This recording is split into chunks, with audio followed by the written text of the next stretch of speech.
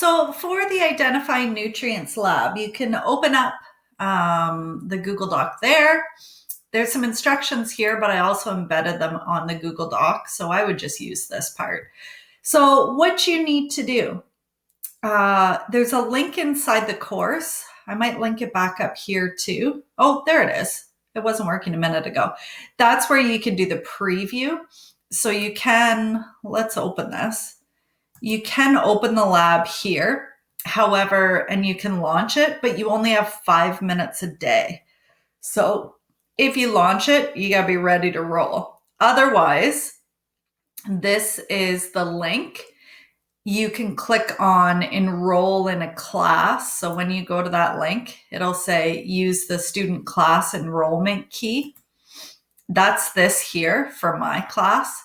So you're just going to pop that there and hit enroll. And then write down your username and your password, because there's a photosynthesis lab that we're probably going to do a little bit later in the course. So make sure you write it down. It does send you a reset. I forget my password every time, and I always get a reset, and they just fire me the password, and it's pretty fast. You get it within, like, I'd say 5 seconds. So it shouldn't be a big deal, but just write the code down and save yourself some time. Okay, so let's have a look. This lab is about exploring nutrients. So the first part is you're going to think about some of your prior knowledge, but I've also given you a link here to a web page. And you're going to look through and think about, and this will link to the content area for Activity 8 as well. So you might want to go through the content of Activity 8 before you get to this part. This part's just going to be specific to the lab, but the assumption is that you've gone through the content of Activity 8 first. So what are the major types of nutrients that you can get from food? You're going to have a look here and pull those up. How are these nutrients used in your body? You're going to do a list here. So for example, you might say proteins are used to build muscle, something along those lines. You could do it as dot points. I'm fine with that. So when we get going a little bit further with the gizmo, so have you ever wondered what's in your food? Scientists use a variety of tests to determine the nutritional content of food, and you're going to learn 4 of those tests in the Identifying Nutrients gizmo. So first, we're going to do the Benedict's test. So again, if you haven't logged in and you launch this gizmo just for the 5 minutes, I don't know that you'll get it done in time. So I think doing the password or waiting until you've really watched my instructions would be the best way to go. But if you run out of time in the 5 minutes, it's kind of cruddy. Okay, so I've got it here. I'm just going to open these 2 together. Hopefully the screens are large enough that we can kind of do both. Looks all right. Let's get rid of actually, maybe I could leave that there. Yeah, that's not too bad. Okay, so when we get the gizmo up and going, this is the gizmo once you launch it. The first thing that we're going to do is see how the gizmo works. So it says number 1, below the food samples label, drag tube A to the food sample holder. So that's right here. So we're just going to grab this and we're going to pull it over to here. So then we want to figure out what's done in the Benedict's test. So let's just see, actually, sorry, I kind of skipped ahead. Let's just see what happens in the Benedict's test. So in the Benedict's test, you get the sample from the food holder, you get the sample from the Benedict solution, and then you'll notice it's heated for 5 minutes. So that's what you're writing here, is basically that process of sample A being added with the Benedict solution, and then it's heated for 5 minutes. And then you'll notice what happens is it's actually going to turn an orange color. So what is the Benedict test itself? It is a test for a monosaccharide, so simple sugars, things like glucose, fructose, and when it's positive for the monosaccharides, after you've heated it for 5 minutes, you get sort of this orange color. So does it contain monosaccharide? Yes, it does. Okay, so If you look here, it says in terms of disaccharides, so table sugar, lactose, milk sugar, they're not monosaccharides, and the Benedict test does not detect them directly. So this is basically how you launch this gizmo. So let's go a little bit further. Most food is composed of 3 types of molecules, so carbohydrates, proteins, lipids. Carbohydrates such as starches or sugars, carbohydrates such as starches and sugars are major sources of energy. Simple sugars are found in sweets and fruits, and starches are found in things like potatoes, cereal, pasta, flour, other plant products. What are proteins used for? So they're used in the body for things like muscles, skin, hair. Rich sources of protein includes meat, dairy, beans. You're going to probably come back. This is really going to be important later. So fats and oils are used for energy, insulation, and as the essential building blocks of cells. And then it gives some examples. So things like olives or dairy products, oily plants, those sorts of things. So now you've got the main 3 types of molecules and some examples for each. So keep that in mind as you keep going through the course, or sorry, the gizmo. So number 1, test. Under the Benedict's test, click test. Does sample A contain a monosaccharide?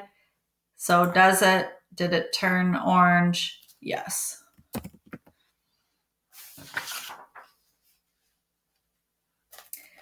Right? So now we're going to try the next test. So we're going to use our second solution, and the LIGO solution uses iodine to test for starch.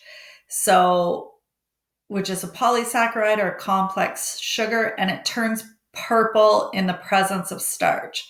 So did this turn purple for sample A? Yes or no? You would fill that in. Next test. So now we're testing for proteins. And what happens? It'll turn purple when a protein is present. So let's do our protein test. And it's kind of nice because it's got it up here. These are your simple sugars, and then your polysaccharides, and then your proteins and your fats. So did it turn purple? Yes or no? You would record that over here. Next, we are going to look at the Sudan red test. And what do we know with that one? If it turns, so the dye will be absorbed into lipids and will appear as concentrated spots of color in the test tubes. So if there are no spots, then it means that no fats are present. So let's test this out and see if we get any fats.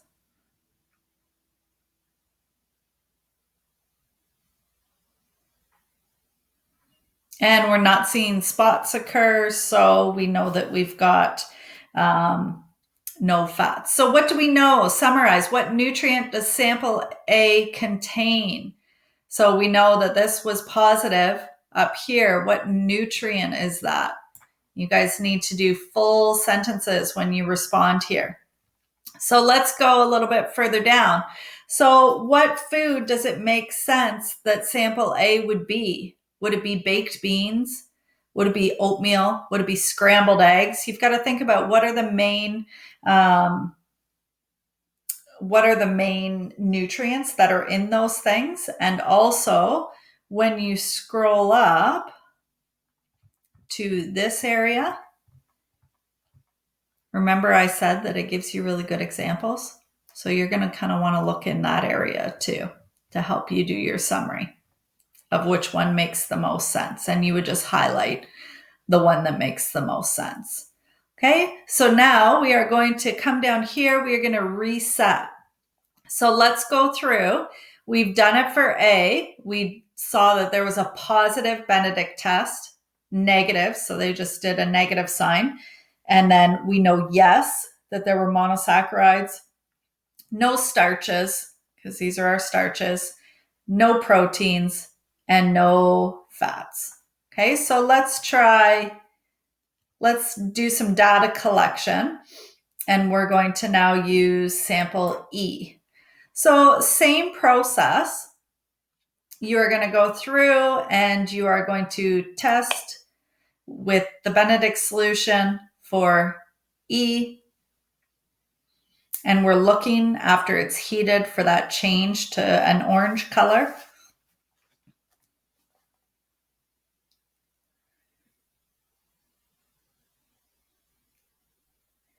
Do we see it?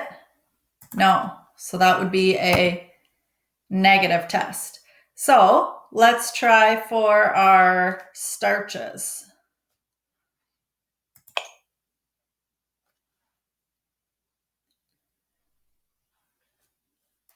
And in this case, we would be looking for a dark purple. Should it be a positive test?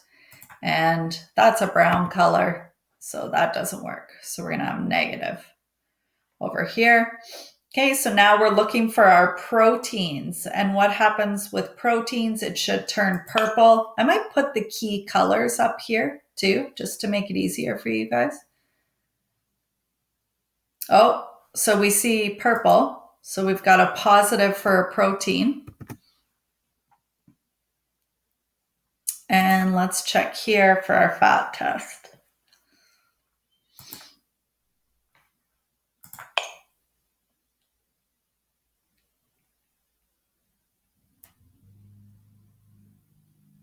Ooh, and there we go. Those are the turning purple. No, wait, this one was supposed to have spots that came in. Sorry. So concentrated spots of color in the test tube. So we definitely see concentrated spots of color in the test tube. So then we're going to have our positive over here. Monosaccharides. Was it negative or positive? So no, no, yes, yes would be our results. So our analysis for E would be, which one is it most likely to be? Is it going to be steak? Is it going to be starchy like a bread? Or is it going to be something like a butter? So you need to think about the fact that it's got proteins and it's got fats. I would even scroll back up to this area where you've got your examples. So you've got some proteins and some fats. And then think about which one makes the most sense. And you're giving me a full sentence answer. So sample E would most likely be blah because. Don't forget to justify your answer. So then you're going to reset your test. I'm going to delete these out of here. You're going to reset your test, and now we're looking at G. So let's pull down G. And then you're going to go through. You're going to do your test for your simple sugars, your monosaccharides,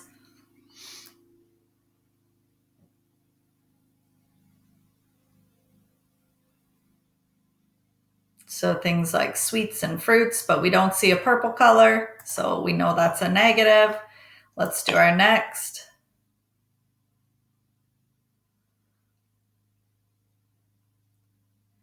Now, if this was positive, we would see a dark purple. We do not see a dark purple. Let's check for proteins. And you're recording whether it's positive or negative all the way along here. And no change there. So we should have seen a purple if it was positive.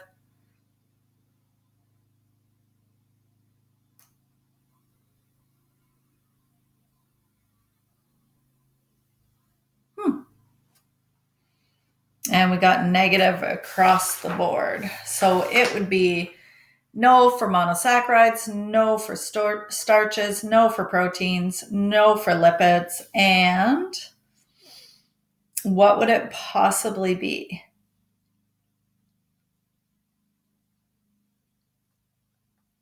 So we know that it doesn't have simple sugars.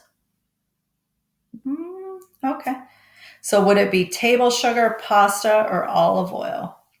So pasta, we would have seen a positive with which test? Olive oil, we would have seen a positive with which test. So what's kind of left over to think about? Okay, so you're going through the same thing. Now you're going to reset and you're going to do it for M and then draw conclusions. So why is it important to understand the nutritional content of food? So you need to think about that one. And then you are going to go through this for every single one and do whether it's a positive or a negative test, and then make the conclusions of whether it has. If it's positive for Benedict's, you know it has monosaccharides. If it's positive here, you know that it has starches. If it's positive here, you know it has proteins. If it's positive here, you know it has lipids. And you're going to do that all along. Okay, and then you're doing a final extend question. So do you consider your diet balanced, healthy, why, or why not? Once you are finished that, I took out a couple of the questions. So once you're finished that, you're going to submit it to me into the Dropbox.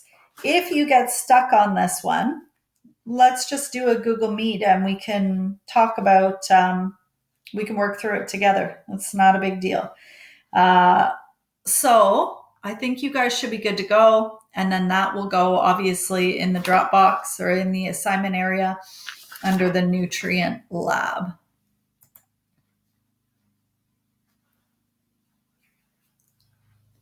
And I'm going to change the table so that you see, I'll put maybe positive purple or something like that so that it's here in the table.